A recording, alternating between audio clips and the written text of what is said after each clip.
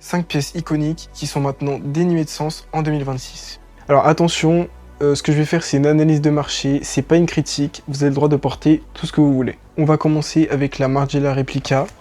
Malgré le fait que ça soit une paire que moi-même j'apprécie, avec le temps elle est devenue une paire de sécurité pour les gens qui s'intéressent à la mode. Sa surreprésentation sur les réseaux sociaux ainsi que sa surproduction de contrefaçon a fait malheureusement que son exclusivité s'est éteinte. Ensuite on a le Kaba Goyard, ici un véritable paradoxe du luxe puisque la maison est connue pour son exclusivité et ici je suis presque sûr qu'on voit plus de faux dans la rue que de vrais qui sortent d'usine. Malheureusement, trop de ce logo iconique nuit au prestige et ici c'est ce qui s'est passé. Ensuite en troisième on retrouve la casquette Gucci, un incontournable. On voit beaucoup de personnes avec. Au lieu d'être un signe de succès, il est devenu une étiquette de la marque. Maintenant on la voit presque partout, c'est presque devenu une banalité. Ensuite on a le polo Ralph Lauren, non pas que je n'apprécie pas, parce que moi-même je suis en train de porter du Ralph Lauren à l'heure où je vous parle.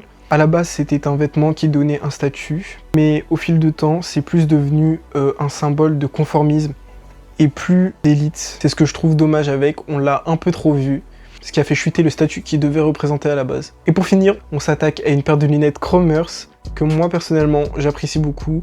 Ce modèle-là, que beaucoup de gens connaissent et qui est potentiellement le modèle le plus connu maintenant. Malheureusement, ce modèle a un peu caricaturé le symbole de Chromers puisque on la retrouve partout, que ça soit dans des enseignes d'ultra fast fashion ou juste en contrefaçon. Heureusement, Chromers sont connus pour faire davantage de lunettes que ça. Elles sont beaucoup trop représentées en 2026 et c'est plus possible.